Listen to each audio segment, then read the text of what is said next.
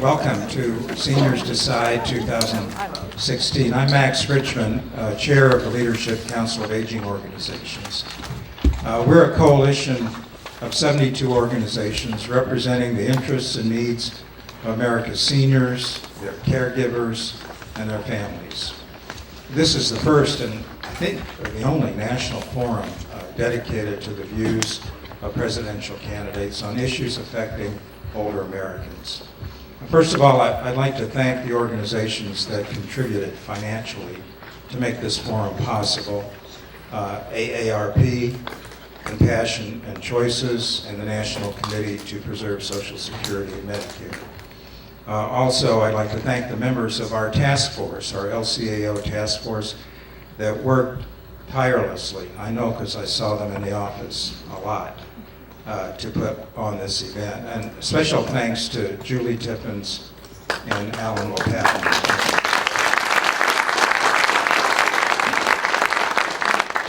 They really made this happen. Finally, I'd like to thank our media partner, Next Avenue, and we'll hear from them in a few minutes, for its support and contributions of its online readers to the questions we received from all over the country. Now, we asked members of LCAO and their community partners to submit questions for the candidates. And we have received, I can hardly believe this myself, over 1,400 questions. We're not going to ask each one of them, don't worry. For everyone here and everyone watching online in a watch party, and there are over 100 watch parties, I think 114 or so. You all have contributed to what we'll hear today from the candidates and their representatives. The questions came to us through Seniors Decide website, also through AARP's Take a Stand, and through Next Avenue's outreach to its very extensive online community. And because we have a large online audience, I'm asking and encouraging the audience to use the hashtag #SeniorsDecide as you share any comments today. Now, we are live streaming today. So I'll ask our live audience here to please keep down the noise and the remarks about what is said today. Of course, if you really like something that's being said, you can applaud. I hope you do. So before we go to the first campaign, I thought it would be enlightening for us to hear from our two special guests, hear some insight about what is driving seniors' decisions as they get ready to vote this year. So, we call this Seniors Forum Seniors Decide 2016 because we know, and you know, older Americans are consistent and well-informed voters. They vote in very high numbers. And they'll affect the outcome of this very important election. So we've asked two people with public opinion polling expertise to join us here today and share their analysis and tell us what's on the minds of older voters that will be influencing their decisions. I'll introduce them both at the same time and ask Jonathan Boss to begin. Jonathan is a partner at Lake Research Partners. He's been a partner for 4 years as a senior analyst and currently serves as vice president, if I'm not mistaken. Jonathan is a trained focus group moderator. He works on a variety of issues for Lake Research, including economic issues, environmental issues, issues involving children's access to public education, and ensuring that people can retire in dignity. Before joining Lake Research, Jonathan worked at Benenson Strategy Group and the Feldman Group and conducted research across the country for a number of congressional and statewide campaigns and ballot initiatives. And Jonathan has provided some very strategic guidance for campaigns, issue coalitions, corporations, and nonprofit organizations, including the National Committee to Preserve Social Security and Medicare. Jonathan's from Orange County, New York. He started working on political campaigns as a college student has a master's in public administration from NYU, and a bachelor's degree in politics also from NYU. And we thank you for being here, and we thank Bob Carpenter for joining us. Thanks for coming in from Annapolis. Bob is with Chesapeake Beach Consulting. Prior to founding his own firm, he spent 18 years at American Viewpoint, where he was vice president. He has extensive experience in both qualitative and quantitative research, conducting polls, focus groups for Republican candidates. This is a bipartisan, nonpartisan, one of those group for candidates for federal and state office, as well as companies and organizations ranging from Nature Conservancy to Human Rights Campaign, and has also worked on Republican Party organizations in California, Alaska, and Michigan. Bob serves in local office himself as a member of the Chesapeake Beach Town Council, so he has firsthand experience in managing budgets and delivering services. Thank you both for being here. We look forward to your insights. And John, we'll start with you. Well, thank you very much for having me today and having us today provide our sense of what's gone on so far in the race for president, what we can expect to come, and how seniors, what issues are important to them as this election heats up. Very happy to be here today on behalf of Lake Research Partners. As Max said, we have done work, actually Bob and I together, on behalf of the National Committee to Preserve Social Security and Medicare for a number of years. So very happy to be here today with a live audience and an audience joining us on the web. So to start, in terms of the Democratic race and what's gone on so far and what's going on, based on what's happened in Iowa and what's happened in New Hampshire, there's a couple clear trends that are emerging thus far. So first, Hillary performs best with older voters, those who care about the right experience for what the next president should have, those who have higher concerns about electability, and those who want to continue President Obama's policies. Those are based on entrance polls from Iowa and exit polls from New Hampshire. She does better with women than she does with men, although Bernie did carry women 55 to 44 in New Hampshire, but she outperformed amongst women compared to men as well. Senator Sanders performs best with young voters. To give you a sense of just how well he performed in Iowa, for example, he won around 84%, 86 between age 17 and 24, 81 between 25 and 29. So the under 30 crowd, 84% went for Bernie Sanders. President Obama won millennials in 2008 as well, and that was very famous as part of kind of the headline coming out of Iowa. 56% of millennials, of voters under 30, voted for President Obama in 2008. So to go from 56% to 84% is a dramatic increase in performance that Senator Sanders did in Iowa. And he continued that in New Hampshire, winning 83% of the vote from voters aged 18 to 29. So that's certainly one of his strengths. Older voters, however, are one of his weaknesses. Among seniors, 55% in New Hampshire went for Hillary to 44% for Senator Sanders. In terms of attributes, Bernie supporters care about income inequality above all else. Being outside the establishment, that is a characteristic in a candidate for president that they want. He gets better marks for honesty and trustworthiness at the moment than Hillary Clinton does, and also those who want the next president to be more liberal than President Obama. So there are some clear cleavages within the Democratic primary electorate that are emerging as this primary campaign goes on. And you know, one of the frustrating things about being a pollster is kind of the expectation that we have a crystal ball.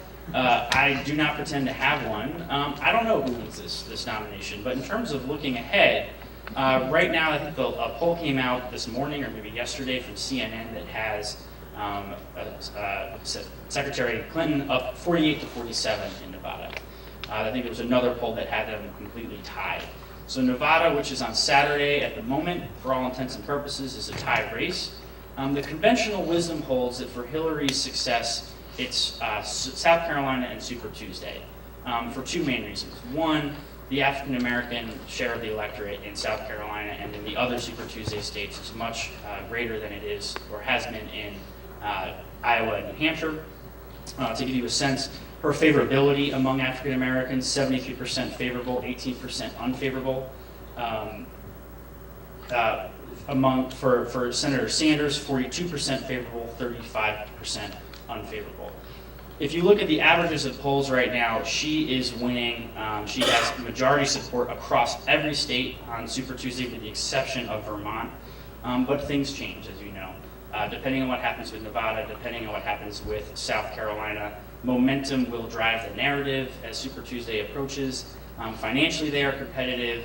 In terms of the on-the-ground organizing, that will remain to be seen as they head into the Super Tuesday states. I do not have a crystal ball as to what happens there, but definitely stay tuned. Am I finished here? I should not pass on to Bob? Okay. With that, I will pass it on to Bob Carpenter. Well, thank you. Thank you for allowing me the opportunity to spend some time with you. I'm going to get up and move around, if that's okay with the cameraman. Okay. I've got some slides I'd like to show you. Just some historical information about where seniors are in terms of the electorate. And you can see in 1976, which is as far back as I went, 14% were 60 plus. And it's gone to a high in 1988 of 22%. Some of these numbers are 60 plus and some are 65 plus. In 76, 80, and 88, it was 60 plus. All others, it was 65 plus. But you can see it's leveled out over the last 3 elections at 16%. So those 65 plus are making up 16% of the electorate, which is a big share and will continue to grow as Americans continue to live longer. I would expect this would continue to increase.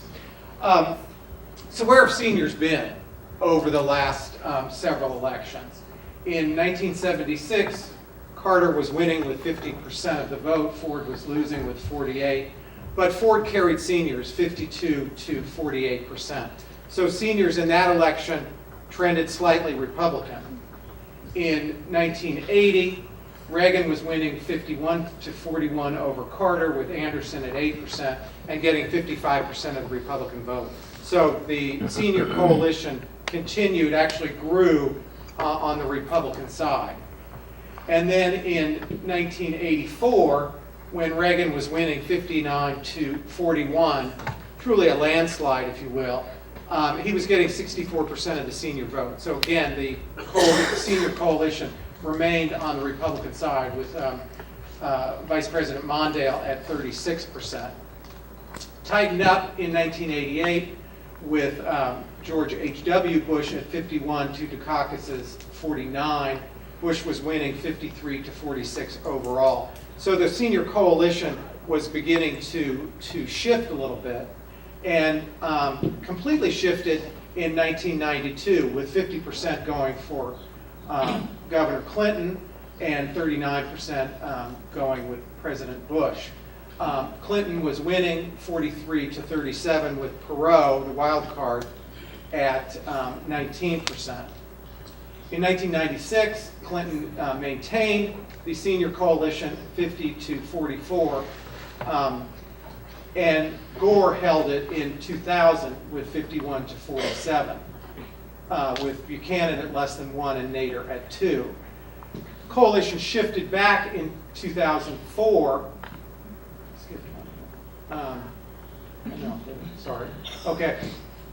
With George W. Bush at 52, John Kerry at 47, and then a couple others. So the coalition has shifted back and forth.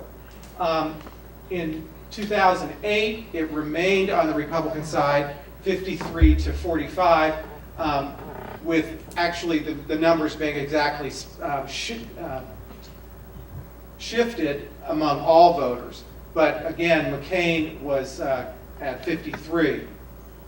Romney increased that to 56%, while losing to Obama, 51 to 47.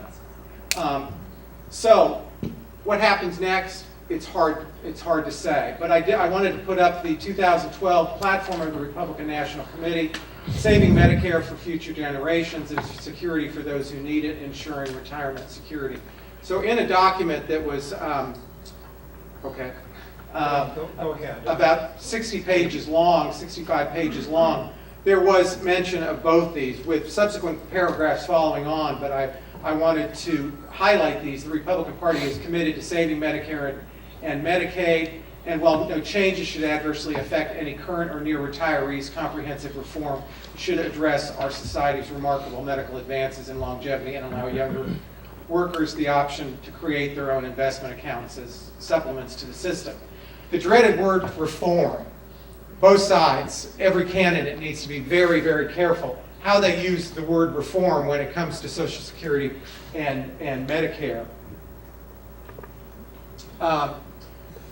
Jonathan got into this a little bit on the percentage of the senior vote in Iowa in the caucuses was 28 on the Democratic side, 27 on the Republican side. So a larger coalition than nationally. And how seniors voted in Iowa, Cruz was winning with 28% to Trump's 24 and Rubio 23.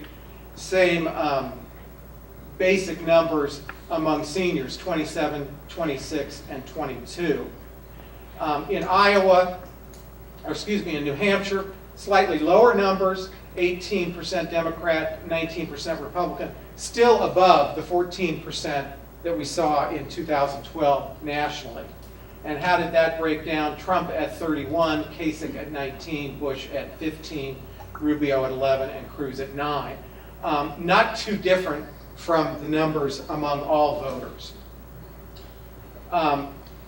So what happens next? South Carolina is next on the agenda, Nevada as well. Depending on which polls you believe, the senior coalition could be anywhere from 21% to 64%. The South Carolina Republican House Caucus has it at 64%. I think that's probably high. CBS has it at 21%. That's probably low. It's probably somewhere between the 21 and the 32 of the Augusta Chronicle. But again, we pollsters pride ourselves on having good numbers, but this really shows that if you have a bad sample, you could have bad numbers. So just briefly, coming up next, South Carolina Republican primary on Saturday, the Nevada Republican caucus a couple days later, and then as Jonathan mentioned, Super Tuesday. Will it all be over by Super Tuesday? Very possibly. There's a lot going on the 1st of March. And then we continue on to through March, April, and May. But Super Tuesday is the date to watch, and the senior coalition could make the difference as I've shown they have made in both the two contests that have already been held and the over the last 30 or 40 years, their vote share.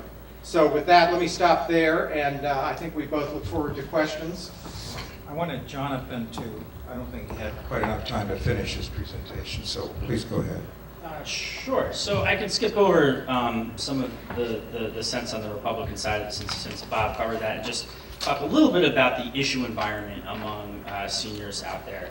So for the longest time, I guess that's really hard to back up, but for a very long time, the economy has dominated the issue agenda across age cohorts, and that same has been true among senior citizens. With the attacks in Paris and San Bernardino, you saw a spike in terrorism as one of the top concerns among voters out there. That has receded amongst all voters, but among seniors it is still as one of the top concerns. So for all voters, the economy is back to being the number one concern, but for seniors, in the most recent polling we've seen, it's terrorism and security as a broadly defined issue is up there with economic concerns and also those for the older communities such as Social Security and Medicare as well. Another issue, though, that is emerging underneath the radar, and you hear this on both sides of the aisle in terms of, or both sides of the campaigns, is this notion of government reform. So you hear this from Cruz talking about the Washington cartel. You hear this from Bernie talking about billionaires and their contributions. We have seen for a while, and it started to bubble up in additional kind of Gallup tracking of what the most important issues are. this traction behind the reform agenda and even some of these more process-oriented issues like campaign contributions and redistricting, things that we never thought were, we always thought they were important, but never kind of top of mind, and they are starting to become a little bit more top of mind among the electorate, particularly among seniors as well. Seniors are more tax sensitive than other voters for understandable reasons, with the sizable numbers who are have fixed incomes. So that can be something that can be leveraged in the general election in terms of proposals that might have impacts on taxes. They are more likely to believe that wealth is the product of hard work than opportunity than are younger voters in the election. When it comes to Social Security, one of the things that we have found in our polling on behalf of the National Committee and others is that a lot of the standard proposals that are out there, raising the retirement age, means testing benefits, et cetera, we find majorities across party lines actually oppose, and that holds true with seniors as well. The one that they favor is expanding benefits by raising the cap on wages. So 79% of all voters favor this, 82% of seniors favor this. But the main thing why that isn't bubble up as to a top concern is that there isn't a perception right now that Social Security is under attack, the way that some people did perceive that, for example, during the super committee back in 2011, or when former President Bush was proposing to privatize Social Security, for example. And right now, we actually find majorities believe that Social Security will be there for them when they retire. 54% majority believe that. When it comes to Medicare, the one proposal that we consistently see, or have seen for a couple of years now, and particularly among seniors that we see support for, is allowing the government to negotiate for lower prescription drug prices. When we talk about what the main problem is within behind prescription drugs, which are a particular concern for senior citizens, amongst all voters, 25% say insurance companies, 23% say the government, 15% say prescription drug companies. Amongst seniors, though, prescription drug companies are right up there with insurance companies. So insurance companies, 24%, government at 24%, and prescription drug companies at 22%. So for seniors, they see prescription drug companies more as a problem within Medicare and within and whose decisions impact their cost of living in their day-to-day, and they see them much more as a problem than do voters overall. And we have seen it in our polling, as I mentioned, support for allowing Medicare to negotiate the prescription drug prices. I do have other stuff I can talk about on the ACA if that is of relevance, or if you wanted to look it up. Sure. So I spoke to Max and some organizations 2 weeks ago, and that morning there had been another vote to repeal the ACA. And one thing we saw in a recent polling was that when Kaiser has a tracking poll on this, when Republicans do this, are they being politically advantageous, or do they think that it's bad for the country? And so I, as the Democrat of the two pollsters over here, am okay with Republicans continuing to try to vote for repeal. 60% of independents say that they view the repeal votes as being politically advantageous, as opposed to thinking their motivations are pure. But when it comes to perceptions of the ACA, seniors are actually a little bit more pessimistic than are voters overall. So there was a poll that was asked recently that had a variety of different options of what do you want to have happen to the ACA. The top two were make changes to improve it and repeal. Neither of those got a majority. Among all voters, 33% want to make changes to improve, 24% want to repeal. Among seniors, though, 33% want to repeal, just 29% want to make changes to improve.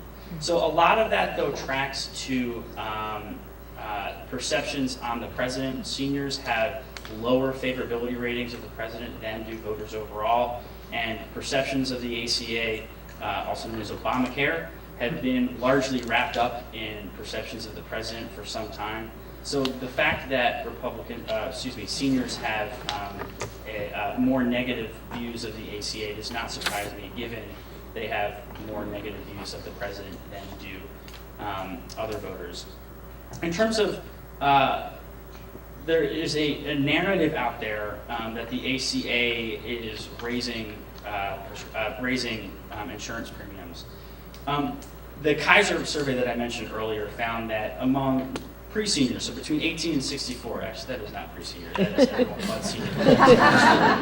Forgive me there. 68, in a way they are, yeah, I'm a pre-senior as well. 68% say their healthcare is excellent or a good value. Among those who are insured, 88% say they are satisfied with their insurance, and 88% did not change their doctor.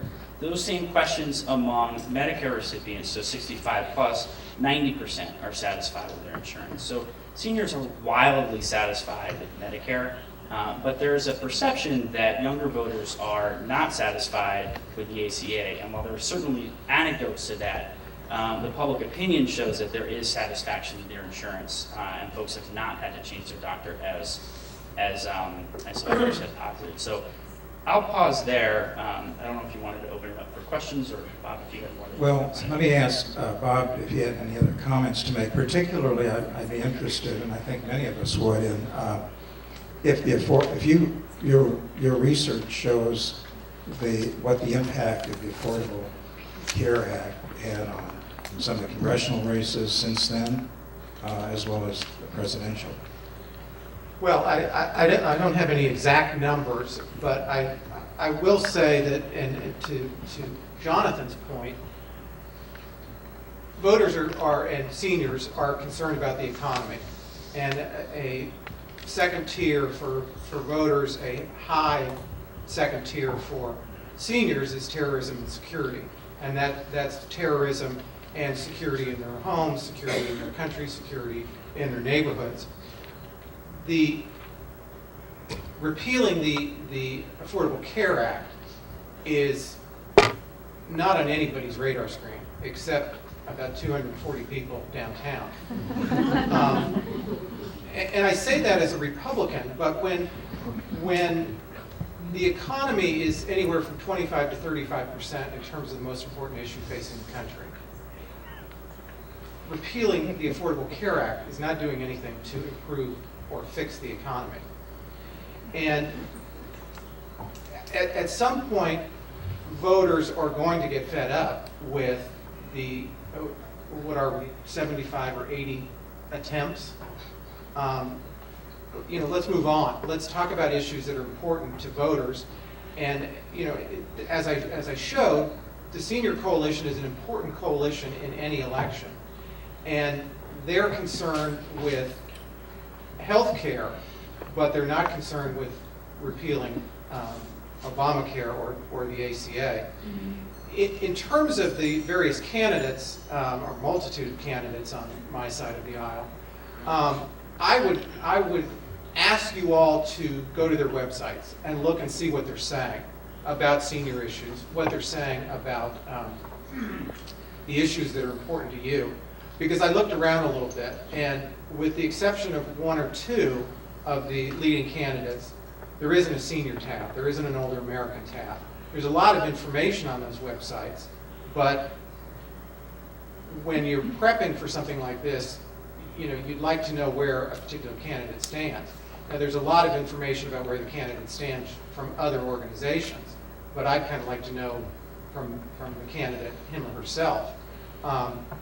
So I think we need to do a better job of pressuring the candidates to speak out on the issues of importance. And if it's between, if it's 14 to 20% of the vote of the electorate, I think that they have an obligation to tell you where they stand. As we move forward between now and the close of the primary season, whether that's on Super Tuesday or at some later date, the candidates need to tell you. And we've got a number of candidates who are need to be thinking about their retirement years, because some of them are nowhere near that. On my side, on the Democratic side, the candidates are slightly older, but they need to be thinking about and talking about issues that are important to voters, and certainly Medicare and Social Security, dare I say, reform or maintenance are important, and they need to be talked about. I couldn't agree with you more on the last point. And I think many of the groups here and watching have been encouraging their membership to go to town hall meetings in Iowa, New Hampshire, South Carolina, Nevada, and onward, and ask those questions, because I was very interested in your comment that these candidates avoid talking about reform. And when they do talk about reform, they don't explain what it means. So I would ask anyone who's involved in this program, when you go to your town hall meetings, and someone who's running for president talks about we need to reform Medicare or Social Security, what does that mean? Does reform mean raising the retirement age? Does reform mean reducing benefits? Does reform mean bringing more revenue into the program? You know, and I'm not surprised there are very few tabs that explain this, because I haven't seen that either, which is one of the reasons we're having this Seniors Decide Forum. Now, we're gonna open it, I think, to a couple questions from the audience. We did have one from our online visitors, and I'd like to ask your comment on it. We know there are about 10,000 people every day turning 65 and being eligible for Medicare and soon for Social Security. But I'm curious, and someone forwarded this question, what are you detecting that is driving, call it younger retirees, people 50, in their 50s? Are there issues related to the issues concerning seniors that are important to people that are in their 50s? Either one. Well, as somebody who's in their late 50s, I'm, like many seniors and pre-seniors, scared to death that the program won't be there or won't be the same as it currently is or as we expect. You know, saving for retirement is one thing that many of us do horribly, and having the safety net of Social Security is extremely beneficial. So again, as somebody late 50s, approaching 60, the concern that it's going to be there, and it's going to be in the same form that we've come to expect and that we've paid into for 30 or 40 years. And I would just add, actually, even prior to that question, which I think helps shed light on that question as well. When we had looked at Congressman Ryan's budget and his proposed changes to Medicare, despite a lot of attempts at trying to say that it would not have any changes on current beneficiaries and soon-to-be beneficiaries, there was a lack of trust that would be the case. And so there was a fear that changes to Medicare would increase costs, would make it harder to choose your own doctor, would increase prescription drug costs and out-of-pocket costs as well. So there was anxiety that some of the potential reforms out there would make the current programs not as they have been for those. And when I say pre-retiree, we look at between 50 and 64 typically is that definition. Also, with the stock market, I don't know, 10% down over the past month or two, something like that, and plenty of volatility between, and I am not an economist or a financial advisor, but you know, with China and with, I sound like Donald Trump when I say that, with China, with the oil prices going down and whatnot, that generates some of the additional economic concerns that we see. So the fact that that the economy has returned to the #1 issue among voters under 65, it's even more important for those who are trying to save for retirement, who see this volatility and the fact that there's not much they can do about it. If they have saved, they've tried, and now things are happening and their nest egg is being threatened. So that those kind of concerns and the fact that they're running out of time to put money away, those kind of concerns contribute to the economic anxiety and contribute to a lack of trust when some of the reform proposals are put forward that they are going to change the programs in a fundamental way and not keep the promise that they have been when they've been working their lives prior to that. You know, when I have participated in hundreds of town hall meetings over the years, and often find seniors about to be Medicare eligible are astounded to learn that Medicare does not cover vision, does not cover hearing, does not cover dental. They just assumed that that was the case.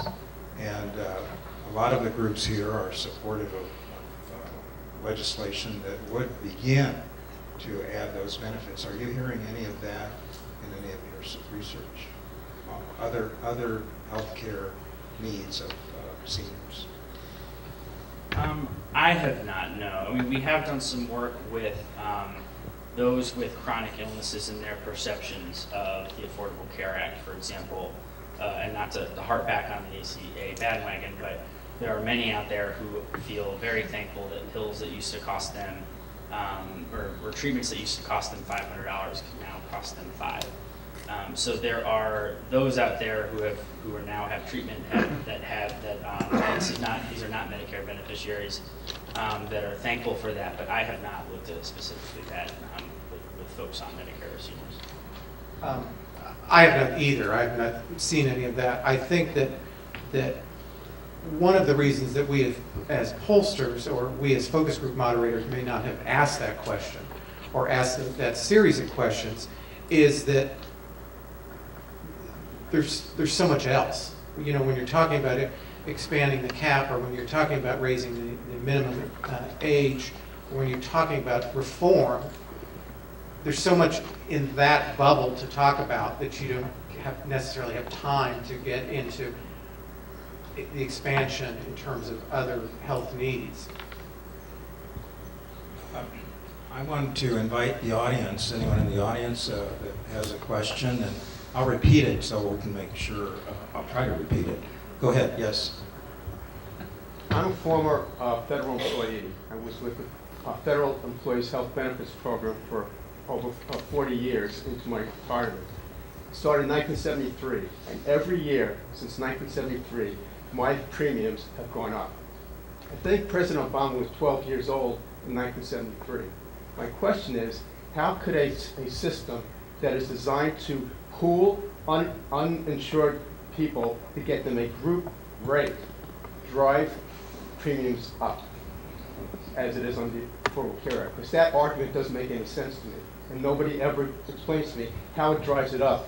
Because it's been going up, it's the same insurance companies, before ACA and after ACA. So how do they blame Obamacare for the premiums going up?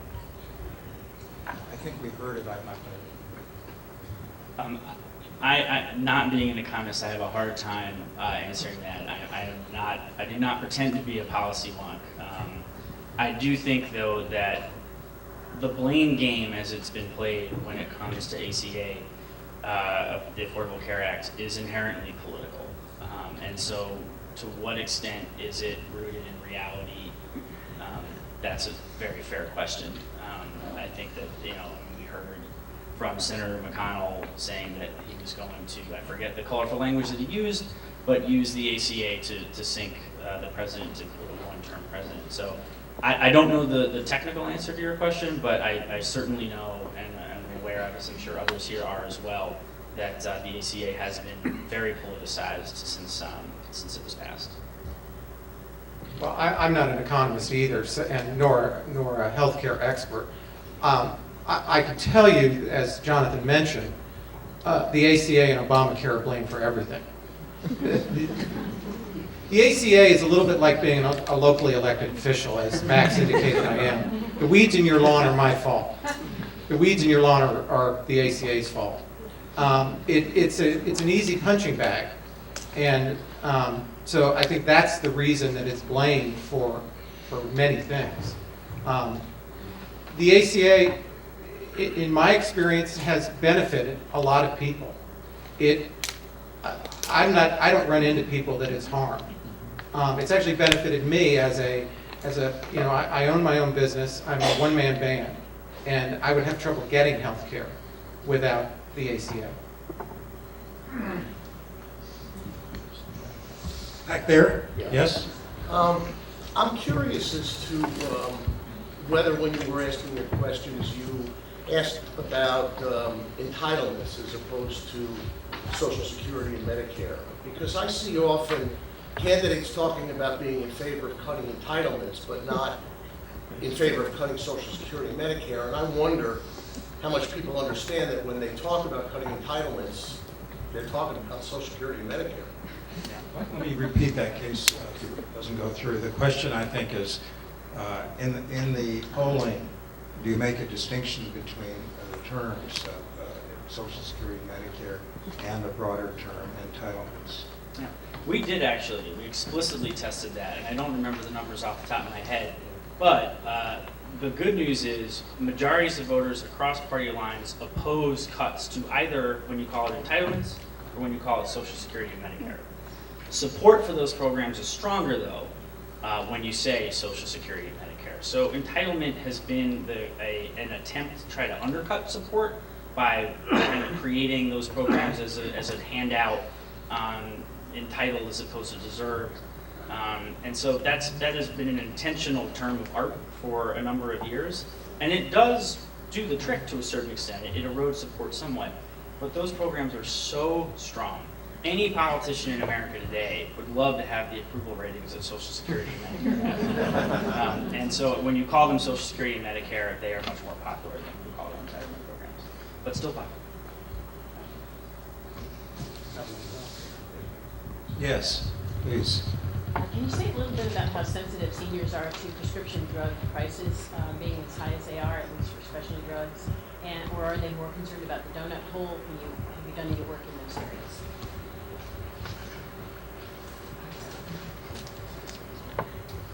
The question was about sensitivity towards prescription drugs, in particular the donut hole. And Bob and I have not done work specifically on that in recent times.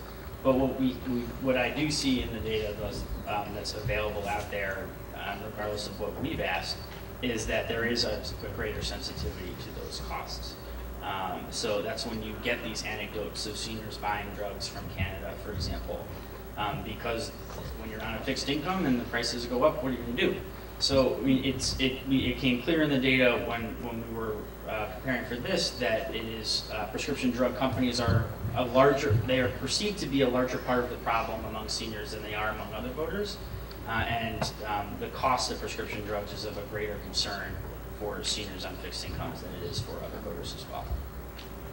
And I would just add that issues like that, which are fairly fine-pointed, tend to rise in the numbers as we see them around an event.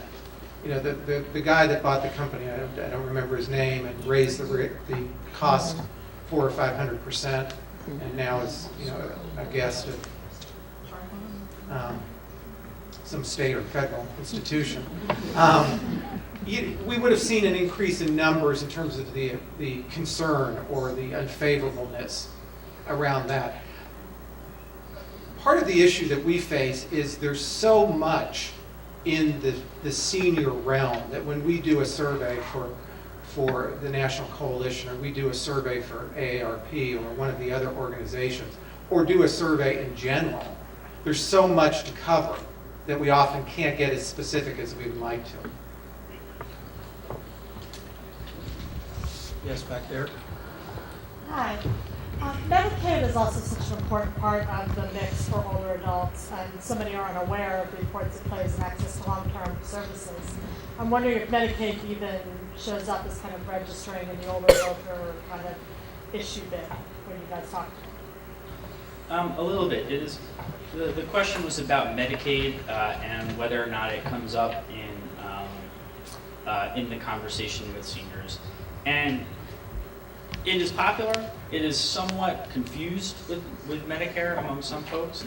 But the Kaiser survey that I've mentioned to you a couple times, when they were asking about what are the most important issues, 64% said the cost of health care, Medicare 61%, Medicaid 55%. So that's still important, and these weren't asked pinned against each other, you gotta pick one. So 55% of people saying that Medicaid is important is still much, that's a very strong number. But relative to Medicare, relative to the cost of health care, and that I think my gut tells me that that's a little bit just based on low information about the program relative to Medicare, which more people are familiar with. I would just add that Medicare and Medicaid are important, as evidenced by the paragraphs of the 2012 Republican platform. The opening sentence, the Republican Party is committed to saving Medicare and Medicaid. So it's on, maybe not an even par, but it's certainly up there in terms of importance, I think, to both parties. We'll take a couple more back in the way back. It seems that the long-term care and caregiving are the real calamity facing most older people and their families, but it never shows up. Is there any evidence that there's a latent issue there and a framing that would bring it out of the woodwork? We always talk about Medicare, but it's really the long-term care costs that are nailing the money. Sure. So some data that I've seen, and it is admittedly dated, but long-term care is certainly important. Perceptions of it vary though based on the type of care. So nursing home care is the least favored compared to home care or group home care, for example. So I mean, their concerns about that are to ensure that the caregiver has been vetted, that they've gone through a background check, that they have proper training and proper qualifications. So it is, when we ask about it, it becomes a concern. It's something that does register. The preferred mode would be home health care followed by group home care, with nursing care being seen. There are some negatives around nursing home care in the last time that I've seen data on it. The question is more, this is devastating costs, not which thing you would prefer. You prefer the guillotine or the shotgun. So a terrible outcome either way. So is there a way that people are beginning to notice that this is a calamity for families? That's a great question that unfortunately I don't feel knowledgeable enough to answer in that level. The level is about the question's about do people know about the cost of long-term care and to what extent does that generate concern? And I don't know the answer to that. I don't have any data to back up what you're asking or what you're suggesting. I think it's a matter of when you face it, it's a concern. The same as when you have Medicare and you go to get a hearing aid, or you go to get glasses, or you go to get your teeth fixed or cleaned. Then it becomes a concern. Then it becomes knowledgeable. But at this point in time, I'm not sure that the average American knows enough about what Medicare covers and doesn't, and the other issues that face senior Americans. When they slap you in the face, you recognize it. But when you're 23 and living life, it's not something that you live or that you're concerned about, because unless you've got senior parents or grandparents that you're experiencing that. But again, to the point I made earlier, there's so much in the senior realm that we could do a 2-hour survey and not even brush the surface of issues that older Americans are facing every day. Thank you very much for your presentations. You're a great team. We've used both of you, and you're a great team. Thank you. Let's give them a round of applause. Thank you. Now, before we go, thank you guys. Before we go to the campaigns, I just wanted Susan Donnelly to come up for a second, and she's the managing director of Next Avenue. That's our media partner, and I wanted her to make a few comments about the organization. Many of you have probably been involved with it. Thank you so much. I'm actually excited because I do have something to say about long-term care, so that's good. I need this. So thank you so much for for letting me be here today. I'm really excited. I'm just going to talk a little bit about a survey that we recently fielded at Next Avenue, asking our readers what matters to them in the election.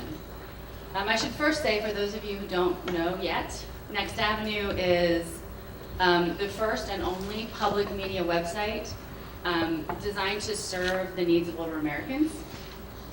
So every day we're part of the PBS family, and every day we're publishing articles and resources and surveys to help our readers navigate their path as they age.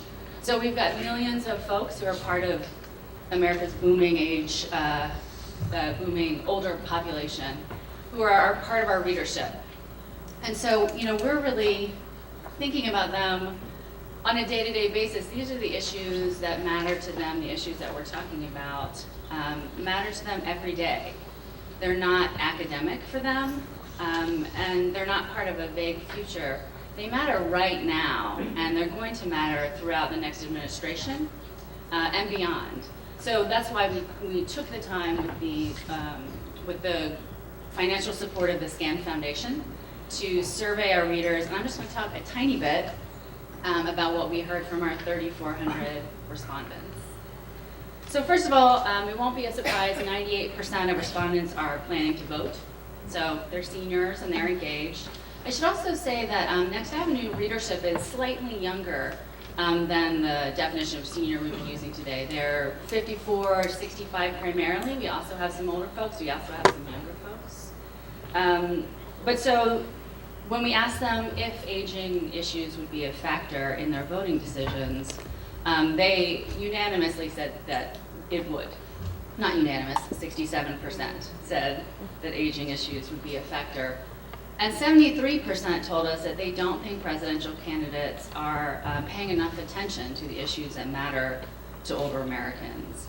And that is why Next Avenue is a media partner for this event. Our readers want to know where the candidates stand. We talked about that a little bit before, and it's events like these that are part of making that happen. So we're really excited to be able to share with our readers what we learned today. So in addition to sort of knowing generally that aging issues matter, we drilled down a little bit deeper and talked about a few specific issues. And what we heard across the board is something that I think echoes what we just talked about, which is two issues really rose to the top for our readers, those being healthcare and financial security.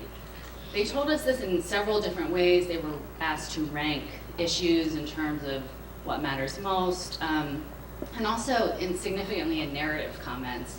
They told us really time and time again that they're concerned about their personal economy and the security of their quality of life. So one example that I think reinforces what we were talking about earlier regarding drug costs, 94% of respondents said that they support government finding ways to manage or reduce drug costs.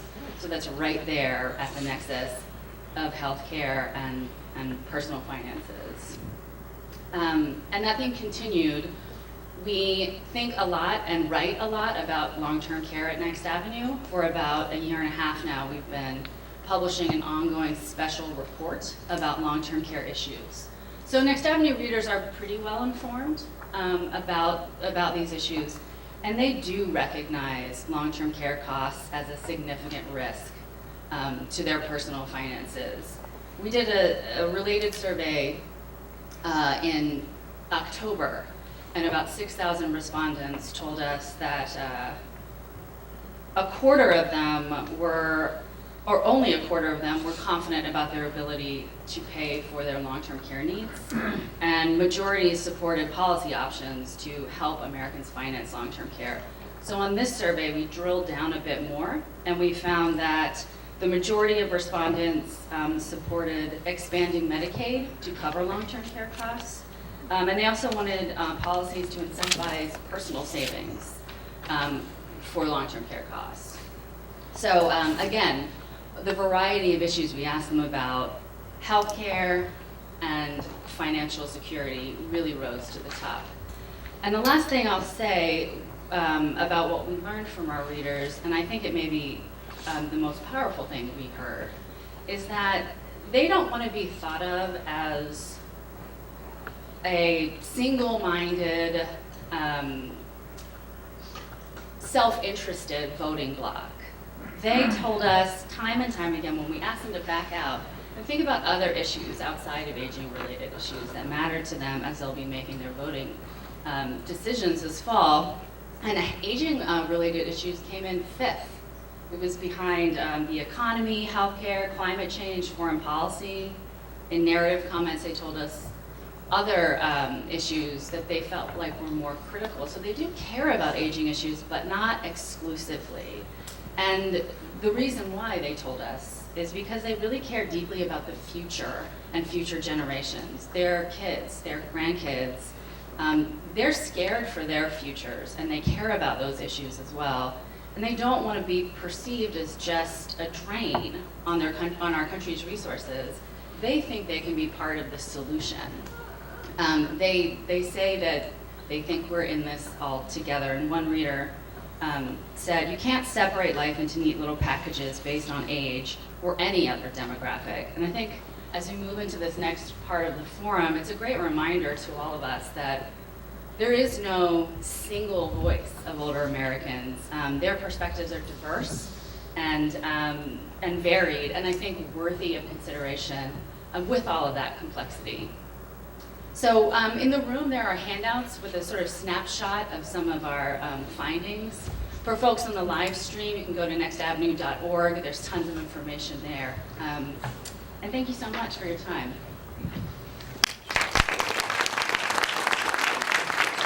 Thank you so much. Now we're going to move on to the candidates portion of the program.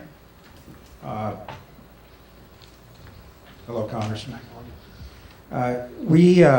When we started working on this, we sent a letter of invitation on November 24th to everybody that was running for president. There were a few more running than there are today, but everybody got a letter. And we followed up since that time. It's been about 3.5 months with many, many phone calls, emails, tried to contact campaigns. Governor Kasich and Senator Sanders, recognizing the importance of the issues impacting seniors, accepted our invitation. Now, all of the other campaigns declined to participate, and I was going to say that that speaks for itself, but since it speaks for itself, I guess I don't have to say that, right? Anyway, Governor Kasich of Ohio, Republican candidate for president, is represented today by former Congressman Tom Davis. We're honored to have you here, Congressman. Congressman Davis served 7 terms in the House of Representatives, representing the 11th District of Virginia, just not too far from here. And before that was a member of the County Board of Supervisors. He served in the House with Governor Kasich, who chaired the House Budget Committee, I believe at the time you served with him. Congressman Davis chairs the governor's campaign here in Virginia, and we're honored to have you with us. And also, I understand you have a special relationship with George Mason University. You're the chair of the Board of Visitors, so thank you for having us visit. Thank you. Thank you. I also teach a political science class, now that I'm chairman of the board, for free. And the most important part of my resume, though, is that I left Congress undefeated and unindicted. And I'm very, very proud. So I'm a senior. I'm 67 years old now. But I remember when I came to Congress, I was chairman of the House Republican Campaign Committee 2 cycles, chairman of the Government Reform and Oversight Committee. And I will tell you, the way politics is, you always say this when you leave and look for the good old days. I'm not sure they were good, but it's gotten so polarized today. It's been hard for me to really get enthusiastic about anybody. I'm enthusiastic about John Kasich.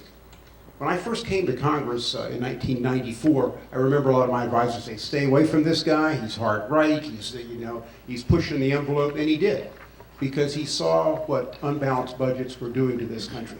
that the rising deficits at that point were putting in jeopardy our long-term programs, the safety of Social Security, the safety of Medicare, but more importantly, the burden it was going to leave on our children, and our inability to do other things in government as we started paying more and more in interest on the national debt.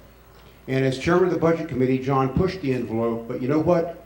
We reached a deal with the Clinton administration in 1997, and we had 4 years of balanced budgets. And when he left Washington and left Congress, again, he left undefeated and unindicted too, to leave for the private sector, he left us with projected budgets as far as the eye could see, and the new Congress and new president came in and just, it kicked it away between wars, between tax cuts and all these other things as it added up and continued government spending. It went away, and now we're at the point where we can't do a lot of things we'd like to do. By 2020, or 2022, the Congressional Budget Office says we will be paying over $1 trillion a year out of current revenues just for interest on the national debt. What does that do to our kids? The first $1 trillion of taxes coming in goes to pay for the party that's gone on in the last 30 years. It's not fair, it's almost immoral. And somebody has to come in and try to straighten this out. Well, John Kasich has made this a part of the very fiber of who he is. So he was out in the private sector for a number of years. He came back, was elected governor of Ohio 6 years ago. Took on a Democratic incumbent and defeated him and was reelected. The voters of Ohio reelected him by 30 percentage points 4 years later. But what did he do? When he came into Ohio, it was an $8 billion deficit. They weren't sure they could even make a payroll at the end of the month. The economy was down. Revenues were down. They had commitments that the state just couldn't make. John Kasich made some tough decisions in his first year in office, and his numbers plummeted. But as I said, 4 years later, he was reelected by 30 points, which tells you something about he used the capital he had from his victory to make the tough decisions that had to be made. And the end result is that $8 billion deficit has turned into a $2 billion surplus today. They have added to the rainy day fund. They've added 400,000 net jobs at a time when Ohio was losing jobs before he came. He's put the welcome mat out to business, and whatever you think of business, you can't fund important programs without a tax base. And he recognizes that one of the major jobs of a corporation or a president is to attract capital, to attract business there so they provide the jobs and provide the tax base so that we can do the other things that are important to seniors, to young people, and the like. The problem with a lot of these presidential plans right now is their numbers just don't add up. When you take a look at them, you look at independently how they get scored, their numbers are way off. They sound great. We're going to give you a free education, or we're going to do this, or we're going to do that. But you have to pay for these things in the end. And as the old Fram oil filter guy says, you can pay me now or you can pay me later. And when we pay you later, we don't make these decisions today. Really, the odds down the road, the options get smaller and smaller and more severe. And it particularly hurts people who are on fixed incomes. It particularly hurts students who are trying to get a start in life. And John Kasich understands this, but he doesn't just talk about it. He has done this. Today, as I said, a $19 trillion deficit projected to go by 2022 to over $1 trillion, which will be 40% of the budget will be lifted up on interest on that debt. That's not just because of the rising debt, it's the fact that interest rates are so artificially low today, the problem is masked. And we don't expect them, at least the Congressional Budget Office doesn't expect them to stay there forever. John was on the Armed Services Committee for 18 years. He is a defense hawk. But he also recognizes that the Defense Department has a lot of money that they're spending maybe in inappropriate ways. So he led the fight in Congress against the B-2 bomber when they were trying to get that funded and scrapped most of the funding of that, saying we didn't need it at the time, but we could use our money in other ways. So he's not afraid to stand up to special interests when it makes sense. But if you don't balance your books fiscally, nothing else works. John Kasich hasn't just talked about it, he's done it. He's done it across party lines. And if you listen to his rhetoric today, he's his own man. You take a look at the Medicaid funding in Ohio. He took the Medicaid funding, and he's under assault from every other Republican running against him for taking money because it was, quote, part of Obamacare. Frankly, he made it Ohio Care, his own program. He used it to help premiums for people who couldn't afford it otherwise, and he opened up a lot of nursing home beds for people who otherwise wouldn't have qualified, rather than just saying, we don't want to take that money because we don't like the source it came from. I think he's got not just the courage of his convictions, he's been butting up against the establishment all his life, but he's made things happen. He's one of the few people I can be enthusiastic about, and You can't see him here today, but if you're Monday, he'll be at George Mason campus in Fairfax at 10 o'clock. And you're welcome to come out there. He's going to be doing a town meeting there. And I think I'll stop right there and open up for questions, Max. Great. Thank you so much, Congressman. I'm going to ask the audience to pose some questions, but I was very interested in your comment about Governor Kasich's approval of Medicaid expansion, because he's taken a tremendous amount of flack on the campaign trail for that. And I think he makes one of the most compelling cases I've heard for why that was a good thing to do for Ohio, and I think it'd be a good thing to do in a lot of other states as well. But I wonder, can you say anything about whether the governor would be amenable to changes in the Medicare program, not Medicaid, but in the Medicare program, that would allow some support for long-term care services and long-term care supports? That issue came up with the... Well, if you look at what he did in Ohio, is he put part of that money toward long-term care, toward not necessarily having to put people in hospitals and warehouses, but to let them have home care, which in many cases is cheaper. And they were able to do that with the additional money there. So I think you have to look at the total situation. I don't want to put words in the governor's mouth, but I know they were able to care for more people in their home. They put more into long-term care as a result of one of the ways that they utilized that Medicaid money in Ohio. But let's face it, Medicare is going to have to be changed. It is not sustainable growing at 7% a year. And people who look at you in the eye and say, we're going to put more into it, they won't tell you where they're going to make the cuts, because there isn't anywhere at this point. We're going to have to make some tough changes. The one thing he said is the people who are currently receiving it are going to continue to receive it. We're going to try to do this in a common sense way that makes sense. And if you want to know what a person's going to do, look what they've done. And I just invite you to look at his record in Ohio, look at his record, not just for seniors there, but for all groups. He was a Republican who got 25% of the African American vote, which is pretty high for a Republican these days. He got a huge minority vote out of other groups within the state. He's a very, very inclusive governor. He recognized that America is a very diverse country. We need to respect, I think, people from different backgrounds and different views and bring them in to the equation of solving problems and not just having them solved on one side of the table. Because you don't get your best outcomes when you only have one side at the table.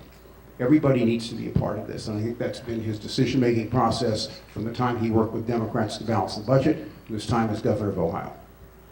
Thank you very much. One other question I wanted to ask you is, and this is an issue that I think is especially relevant to Republican candidates. It involves cutting taxes. And as you know, there's a tax on Social Security benefits for individuals making above $25,000 a year. That threshold has been the same for over 30 years. And there is some talk that we've heard here in Washington of adjusting that threshold, because more and more people are being brought into it, and I think not necessarily intentionally, but lifting that threshold would in fact be a cut for taxes for some seniors receiving Social Security. And I wonder if you have any insight on the governor's approach. I've not talked to him about this, so I don't want to misrepresent it, but I would say that initially when they started taxing this, he opposed it. If you remember back to his record in Congress in the Balanced Budget Act of '93, which taxed these, he opposed it at that point. Look, seniors are not, as you've learned from the polling, not a monolithic group. But there are a lot of people who live on fixed incomes, and when you retire, we're living a lot longer than we used to, hopefully, at least in my case. And as a result of that, you know, with COLAs have been held down and everything else, I think he recognizes the burden that puts on a lot of seniors of just being able to survive. So I don't know where, I haven't talked to him about it. I don't want to misrepresent where he would be on that, except that when they initially taxed these back in the '93 Act, he opposed it. Great, thanks. We'll take a couple questions for Congressman Davis. Well, let's get a couple zingers out there. I'm sure you'll Two have. years. Go ahead. Yes, ma'am. On the defunding of Planned Parenthood, what basis did Senator Kasich make his decision to be in favor of it? I think he made it. The legislature voted it and put it on his desk, and at this point, I think he is pro-life. And I think for that reason, he signed the bill at this point. I think if they had decoupled it, that might have been different, but he signed the bill. Yes. Already about a third of elders live alone with no family, and about half have no actual assets beyond Social Security. So when they come up against those illnesses that you'll get when you get old, there's nothing to turn to except Medicare, which doesn't cover the long-term care costs or the caregiver issues. Why haven't any of the candidates developing some policy around this and what we've done in government cases? Well, Medicaid is also an important component of that if you go into Well, nursing. yes, but you don't want to be back poor. You know, that's down to nothing. So- Well, that's right, but when you cut that funding, you're even below nothing, would be the better way to put it. And I think the only Republican candidate who took the Medicaid money and recognized what this could do for people for people who met that need level. In addition to that, I just note that you take a look. I don't have the specifics on what he did in Ohio with their health care plan, but there's a recognition being able to keep people and having home visits sometimes being preferable to having to move people into institutions. These are tough issues. I know he favors more money on Alzheimer's, that we have not made the investment in this that we have in some other diseases. And long term, that's one of the fastest growing costs that we have in the system. Caregiving is part of that, but more importantly, I think science holds the key in some of these areas to being able to break those locks and make it easier. Ohio has a program called Passport for people who are not yet Medicaid. It's keeping people out of Medicaid. They also have a news program trying to figure out how to take care of people who are dually eligible. It seemed like you would start talking about some of those things. Some are maybe not so good, but Passport looks like it works pretty well. Yeah, we've told him that. It probably just doesn't play that well in a Republican primary, to be honest with you. Yes, ma'am. As a former elected official back in Texas, I appreciate anyone that steps forward to run for any office. But my question is, you mentioned that he's interested in cutting Medicare in areas. What is his plan in cutting that? Because as seniors, we've paid our price, and we hate to see some deep cuts, as I would think the GOP is willing to do. Well, And privatizing Social Security, which I'm totally against. Well, first of all, the cuts are increases, and I don't know what you do. You're going to have to revamp Medicare. You can't sustain a program at 7%. In Medicare Part B, frankly, people didn't pay in ahead of time. Medicare Part A, we paid into. Medicare Part B, not so much. I don't know what the specifics are in terms of what he's going to try to do. I know they favored Medicare Advantage has been something that they've championed. It has had success in some areas. It's, I guess, a level of controversy. But I think, I don't have any more specifics on that and the talking points on this to say, except to say, to look you in the eye and to just be able to say we're going to be able to continue and sustain this funding, there won't be any other programs left. And so we're going to have to take a look at that. The good news is Social Security is easily fixable if we act now. But the later that we act on that, I think the more difficult that gets. Any other questions? Yes? Hi there, Congressman. What do you, maybe you're not able to speak for the governor, but do you know the governor's position regarding private investment of Social Security funds? I don't think, I've never heard him speak in favor of that. I will just say when I was in the House, I didn't think it was a very good idea. And you take a look at where the markets have gone, it doesn't look like a very good idea today. Gotcha. The reality is I think we don't get the return on the Social Security we'd like to get. But if you were to make that transition, I always put it this way. The Social Security I will get, and I opted to take it when I'm 70 and not now, my kids are paying for. What my mother got, I paid for. And what her mother got, it was paid by her generation just because government has borrowed so much of this through the years. Something that Governor Kasich opposed when he was in the House. He thought there should be a lockbox. That this was basically sacred money that people were putting in today and we shouldn't be spending on other things. Administrations and Congresses elected to do otherwise. So I guess to get to your question, we recognize that there are going to have to be changes to the system, but unlocking Social Security is relatively easy in terms of what the options are, and the faster we act, I think, the better options we're going to have. If that's not, I'll be happy to respond if you want further response on that. Yes.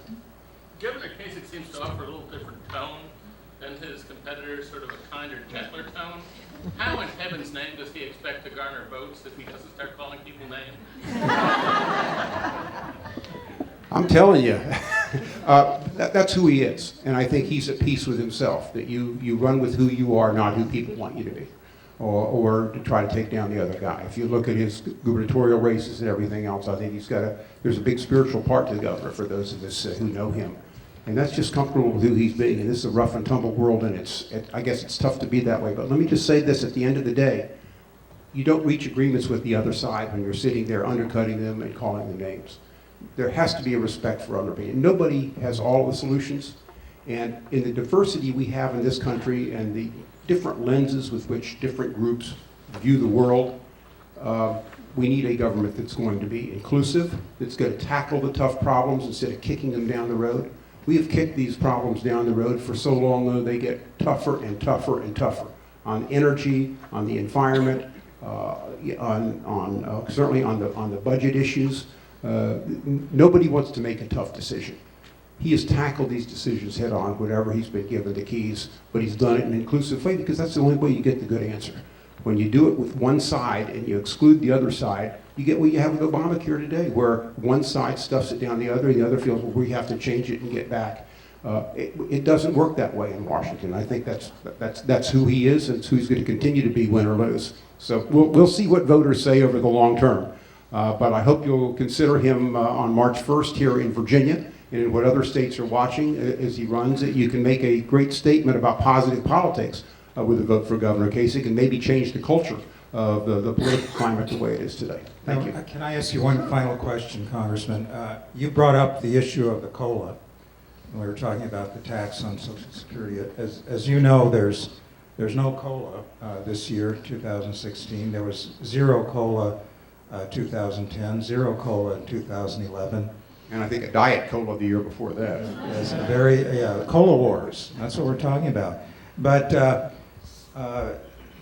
the formula that is used to determine what the COLA is, many of us believe is not weighted properly on if the point of a COLA is for the Social Security check to keep up with inflation, the formula should take into account the kinds of things seniors rely on, goods and services that they rely on, not so much a wage earner like gasoline, which has had a great impact on inflation, not helping seniors that much who aren't driving to work and back every day. So my question, and I will bet that at the town hall meetings the governor has, if he asks a group of seniors, how many of you believe that the cost of living has not gone up for you in the last year? They'll laugh because they know that's not true. So do you think the governor, and perhaps you could encourage him to look, at least be open to examining an alternative formula that would be used to determine what the COLA is, that looks at those items that seniors rely on, if that's the purpose of the COLA? Yeah, I'm speaking for myself here. I mean, I think that's fine if you come out to town meeting at George Mason on Mondays.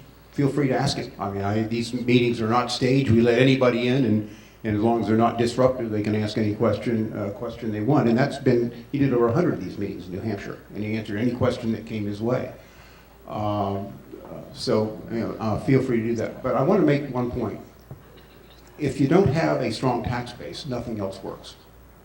And when you start running against business, and you start putting in taxes and regulations on business, business goes somewhere else. It's a global economy today. I found this thing when I ran the county government in Fairfax. As you remember, I won a contentious race in 1991 for chairman of the board when the county was in dire financial straits. And the one thing I learned is if you don't attract capital and investment in your area, you can't fund programs for seniors, you can't fund your programs for the poor, you can't fund education. It's nice to beat up somebody else and say they're not paying enough, but today money goes somewhere else. Governor Kasich's been in the private sector. He understands this. He recognizes this is a dialogue that everybody needs to be included in. And I will tell you this, Max, when it comes to COLAs for seniors, his door's going to be open. It will be an inclusive table. It won't be a handful of Republican leaders sitting in a room deciding how to divide up the pie. You'll have seniors, you'll have Democrats, you'll have leaders from both parties. It's the way he's done it in Ohio. It's the way he was able to work with President Clinton to pass a Balanced Budget Act. And if that's the kind of leadership you want, I think that's the kind you'll get with Governor Kasich. So once again, I hope you'll give him your support on March 1st. Thank you. Thank you so much. Thank you for coming.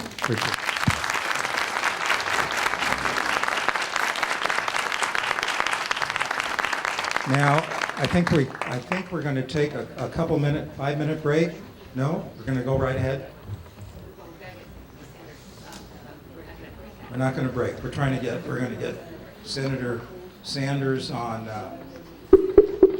this, and I've got to go over here to make it work.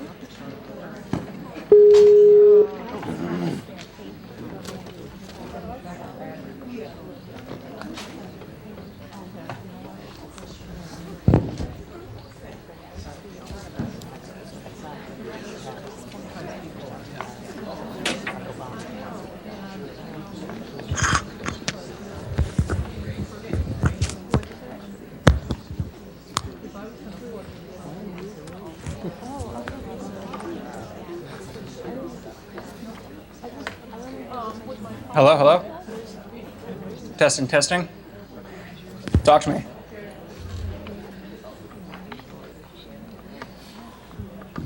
Hello? Hello? Yep, I can hear you. Can you just give me a 10 count? 10, 9, 8, 7, 6, 5. Okay, sounds good. Just please speak up a little bit when you are asking the questions. Okay, thank you. All right, so we're good. It's clear and it's loud, but Okay. I just, That's the loudest it goes. I just want to make sure he's comfortable with the actual level. Yep. Okay. So the mic's off? All right.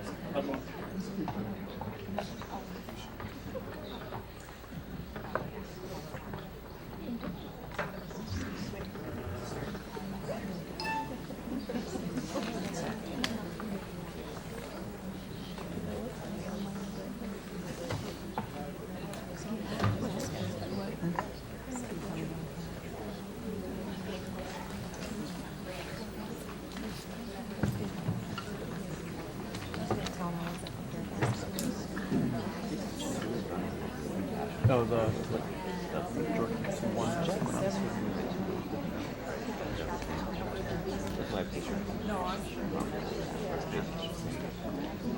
Medicaid. They're highlighted.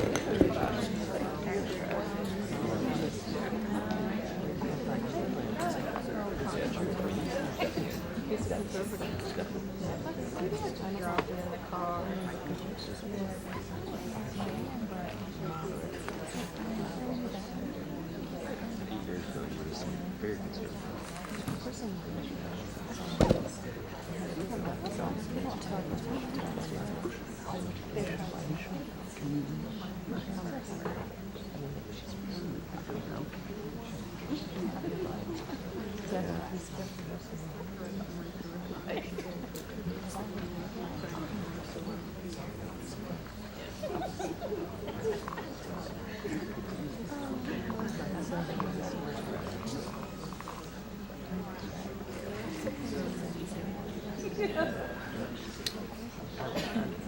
We're going to hold on for just a couple of minutes. Senator Sanders is getting in place.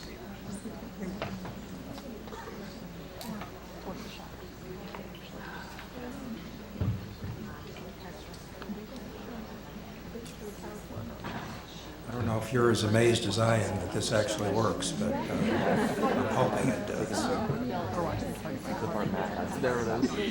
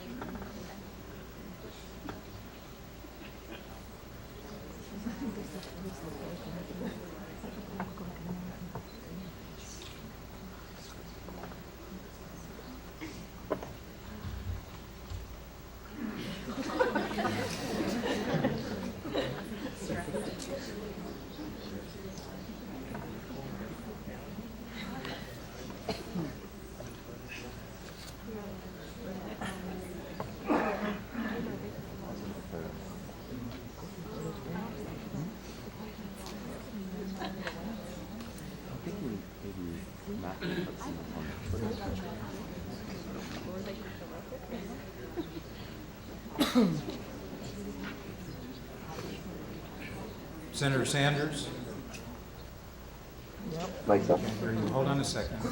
Testing, testing, testing, 1, 2, 3. We hear you testing. All right. We hear you testing. Senator, it's Max Richmond. We're so honored that you would take time from what I know is an amazing schedule to appear before the Leadership Council of Aging Organizations. I'm going to give you a very, very brief introduction because we want to hear from you. Senator Sanders, as we all know, has had a long, distinguished public record of service as a U.S. Senator, a U.S. Representative, Mayor of Burlington. In the Senate, Senator Sanders has worked tirelessly on Health, Education, and Labor Pensions Committee, and serves as the ranking member of the Budget Committee. And as we all know, you chaired the Veterans Affairs Committee and really championed the fight against the chain CPI. Not that many people know what that is, but if it had become a law, it would have hurt a lot of seniors, a lot of veterans, and we're so grateful for your leadership on that issue. And we thank you for being with us today. Senator, we have 202 watch parties that are looking at you right now in 141 cities and all 50 states. So I'll turn it over to you now, Senator. Well, Max, thank you very much for moderating this important event. And let me thank all of the organizations and the people who are participating in it. One of the disappointments, frankly, that I've had in this campaign is, for whatever reason, and I just don't understand it, issues pertaining to seniors, issues pertaining to disabled,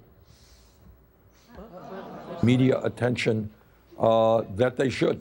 Don't know why that's so. So I'm really glad that we're going to have this discussion today. There is no question, but we have a major, major crisis in this country in terms of the needs of seniors, disabled, veterans in general.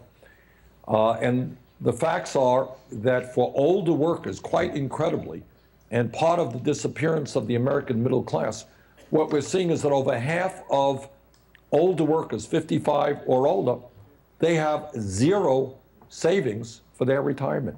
Zero savings for their retirement, which tells me that we have got to be very aggressive, not only in continuing the effort to stop Republicans from wanting to cut Social Security, but in fact, what we have to be talking about is expanding Social Security benefits.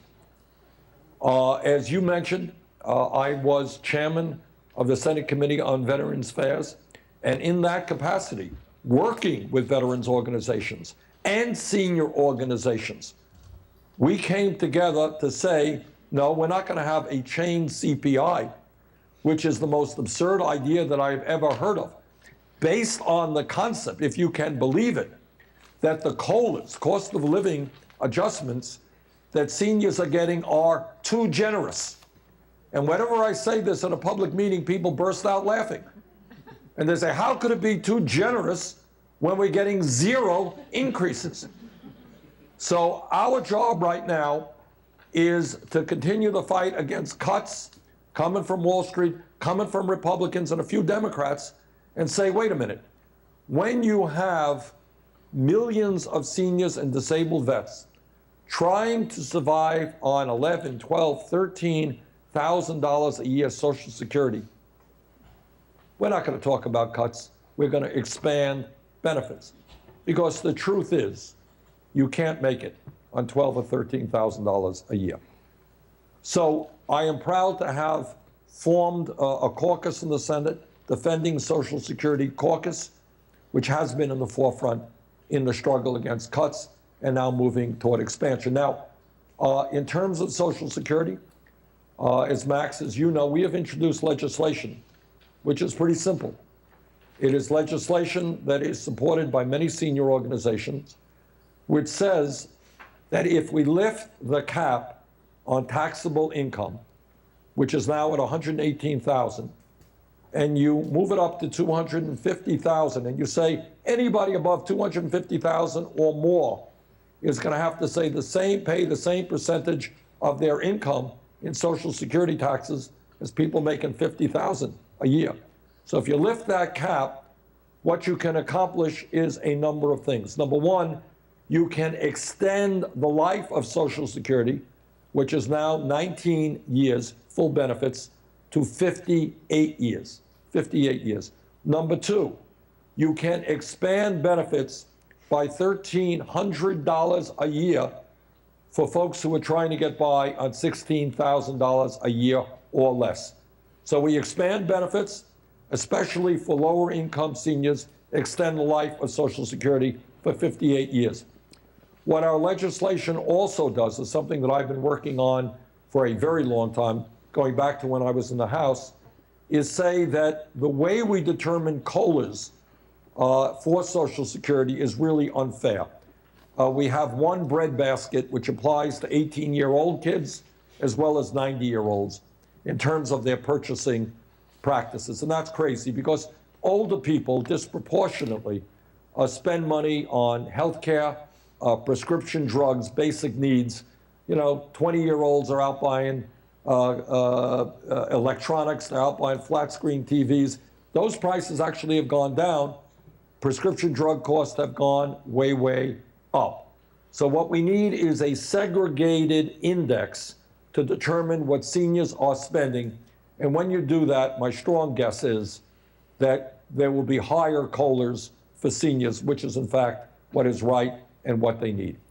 When we talk about Medicare, you're looking at somebody who has vigorously opposed Republican efforts to voucherize, privatize Medicare. The idea that we would give a senior a check for $8,000 or $9,000 a year and then say, okay, you got cancer, you got heart disease, you're 90 years of age, you can use that $9,000 check to go out to the private insurance market and get what you can.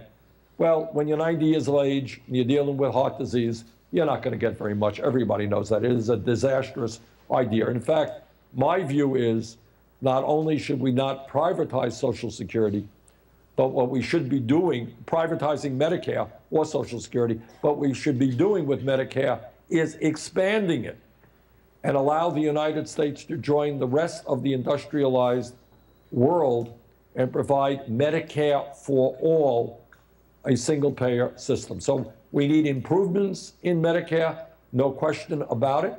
We need to expand benefits in Medicare. And in my view, we should have a Medicare program for all, health care for every man, woman, and child in this country as a right, not a privilege. Third issue that I have been working on really hard for a very, very long time, and that is the incredible ripoff of the American people by the pharmaceutical industry. This to me goes beyond politics. It goes beyond healthcare. It is a moral issue. Right now in America, our people are paying by far the highest prices in the world for prescription drugs. Way back in the 1990s, late 1990s, some of you may recall, I took a busload of Vermonters, folks from northern Vermont, mostly women who were dealing with breast cancer. I took them across the Canadian border to Montreal. And the purpose of that trip was to demonstrate to the entire world, and it got a lot of attention, the absurdity of drug pricing in America, because these women were able to buy the exact same medicine not generics, the exact same brand name medicine that they were buying in Vermont, in the USA, for 1/10 of the price in Montreal, 10% of the price. Now, that may have changed over the years, but the truth remains that we pay much, much more than do the people of any other country for prescription drugs. Truth is that today, seniors are cutting their pills in half. Truth is that 1 out of 5 Americans who receive prescriptions from their doctors are unable to fill those prescriptions. Truth is that in the last year, the top 3 drug companies made $45 billion in profit.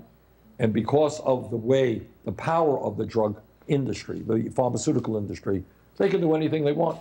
They can double the price of your medicine, triple the price tomorrow. Nothing anybody can do about it. We have legislation in, trust me, that would do a lot about it. We would have Medicare negotiating prices with the pharmaceutical industry the way the VA does right now. We would allow prescription drug distributors and pharmacists to be able to purchase brand name products, pharmaceutical products from Canada, and I believe elsewhere, going through safety protocol, which would force prices in this country down to the level of other countries. So those are some of the issues, Max, that we have been focusing on, and I look forward to continuing in this discussion with the people who are here today. Thank you very much, Senator. I had just a couple of questions that came from our online community. I've heard you talk a lot about Medicare for all. And I'm wondering if you would consider in your expansion of Medicare for all, adding coverage. As great a program as Medicare is, as you know, it does not cover vision, dental, hearing, things that are pretty important to the health and safety of seniors. And what is your view on that? I agree with that. I mean, we are talking about, when I talk about Medicare for all, what I am talking about is providing comprehensive health care coverage for all Americans. Last that I heard, hearing issues is part of what health care is about. As you also know, I have been very cognizant and have been in a leadership position about dealing with dental care in this country. Again, it is an issue that gets almost no coverage. I have introduced the most comprehensive dental legislation in the history of this country, which would make it far, far easier for the American people, seniors and others, to be able to get affordable, quality dental care. Dental care is certainly part of what health care is. Thank you, Senator. We have another question from our online community, and as you know, we are facing a crisis with Alzheimer's that is devastating not just to families, but to our healthcare system overall. And can you talk a little bit about what you would do to hopefully aggressively support efforts, research efforts to address this awful disease? You know, one of the absurdities with regard to Republican legislative priorities is they are very anxious to give huge tax breaks to billionaires.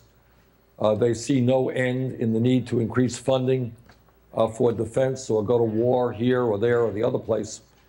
But when it comes to research and development for serious medical diseases, Alzheimer's being one of them, cancer being another, somehow or another they think that what makes sense is to cut funding for the NIH and other government agencies that have been so successful over the years in developing therapies for serious health issues.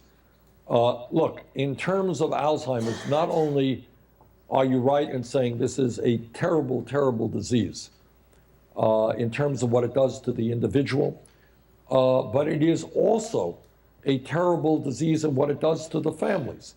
What you have is daughters or husbands no longer able to work full time or are spending substantial sums of money trying to provide care for their parents who are suffering with Alzheimer's. This has a huge impact on the economy, on people's income, both in terms of making less money and then spending more money. So clearly, I think we have to address this issue in at least two basic ways. Number one, you're right, we need more research into the causes of Alzheimer's and doing the best that we can to treat this terrible disease. Number two, we need to provide protection and support for caregivers. I think this is an issue that has not gotten the kind of attention that it deserves. And by the way, as our population ages, both in terms of the number of people afflicted with Alzheimer's and the number of family members providing care to those who are afflicted, this becomes a bigger and bigger issue, a more and more costly issue. It is an issue we cannot continue to ignore. Thank you, Senator. One final question from our online listeners. As you know, Social Security beneficiaries pay tax, federal tax on their benefits once they reach a threshold of $25,000 per year. That level has stayed the same for over 20 years. And there are a lot of folks, I'm sure you run into them all the time, who feel that there should at least be some adjustment in that threshold, which would in fact reduce their taxes. And I wonder if you have any thoughts about that. Well, I mean, I think if we are looking at a situation that has not been adjusted in 25 years, well, you know what? I think it is time to make some adjustments. So I would agree with those critics who think it is time to make those adjustments. Okay, thank you. Do you have time for a couple of questions from the audience? Sure. Yes. I'm going to repeat them because I don't think you'll be able to hear them, but here's a chance. Yes? Max. Short questions. Okay. Right. Ellie Hollander, Senator Sanders, thanks for being here. 1 in 6 seniors today struggles with hunger. What would Senator Sanders do as president to address this growing issue of senior hunger, isolation, and poverty in America? Well, I am the former, thank you for that very important question. And again, it pains me that these are not issues that we are discussing anywhere near the degree to which we should. I am the former chairman of the subcommittee that dealt with the Older American Act. And what I tried to do is significantly expand that act to make sure that we don't have these huge waiting lists for Meals on Wheels, that we increase funding for the congregate meal program, which is so important not only in providing good nutrition for seniors, but allowing them to come to senior centers, socialize, break out of their loneliness. So I am a strong advocate of the Older Americans Act. If you check my record, I fought very, very hard to try to expand what that very good piece of legislation provides. I ran into a Republican wall. We made some modest changes, but much more has to be done. Look, at the end of the day, we judge a nation based on how it treats its most vulnerable people. And that means our seniors, that means our children. Truth is, we are not doing well either by our seniors or by our children. Seniors in America should not go hungry, should not be forced to live on $12,000, $13,000 a year Social Security. Yes. Senator, I think as you know, Americans would prefer to age in place wherever possible. And today it's possible to care for people in their homes in many instances and avoid being placed into a nursing home or a hospital. And many of us feel that this is a civil rights issue, that people should not be forced into institutions when it really isn't necessary in so many cases. What would you do as president to encourage greater use of home and community-based health care and long-term care? Absolutely. Look, I mean, this is kind of, from my perspective, a no-brainer. It's a no-brainer because, as you've indicated, people would prefer to stay in their own homes. They're more comfortable in their own homes. They know that environment rather than be forced to go to an institution. That's issue number one. It's what most people would prefer. And we should respect that. It is a civil rights issue.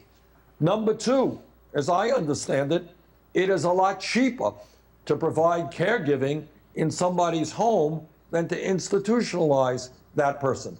So you can save substantial sums of Medicaid money, other programs' money. So to me, you know, clearly we should be doing everything that we can to provide resources to keep people in their own homes. And I think at the end of the day, we save money doing that, and we make people much more comfortable in their own surroundings. Max, maybe one more question. Senator, thank you for speaking with us today. Coming from the great state of Vermont, which has a great track record on end-of-life care options, I'm wondering what you think that can be done on the federal level to increase end-of-care options and improve end-of-life care.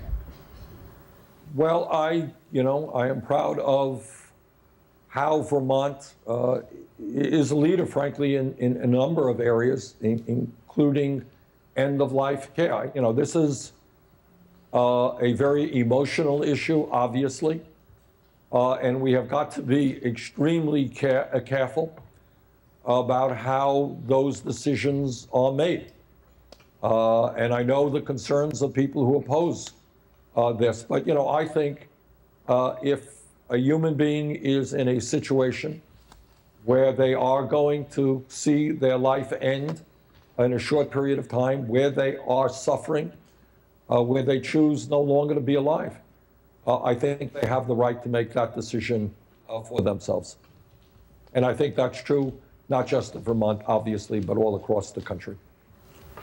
Thank you so much, Senator. I just take the opportunity to make a very short comment. I was with you about 20 years ago at a town hall meeting in Rutland, Vermont. I never heard of Rutland, Vermont, but I was there with you. And the only difference between your positions now and your positions then, and what you say now and what you said then, is a lot more people are listening. Thank you so much. Well, thank you all very much.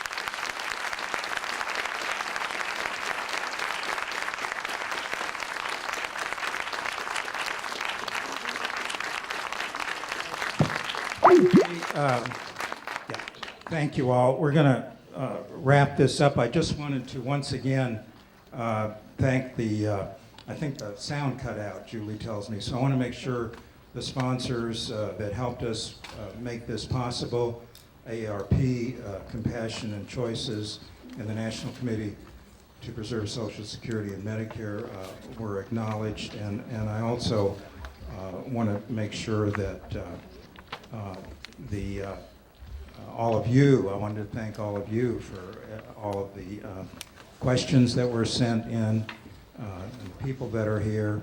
And I especially want to thank Susan Donnelly, and I've really liked listening to your comments, and appreciate everything Next Avenue has done to elevate these issues. So I think we're finished. 202 watch parties in 141 cities in all 50 states.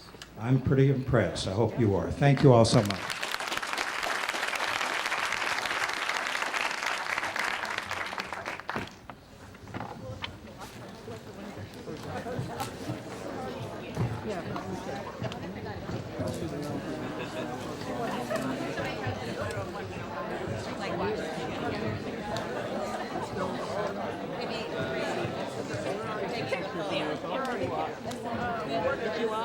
Oh, I saw your theory work. I saw the lanyard. We're with the postal workers. Oh, okay. Yeah, we're in the building. How many people are there? In our office, we have 2 more in DC. Downstairs thing. Then Right. Yes. which I gotta do before we vote. I think we passed one on the way.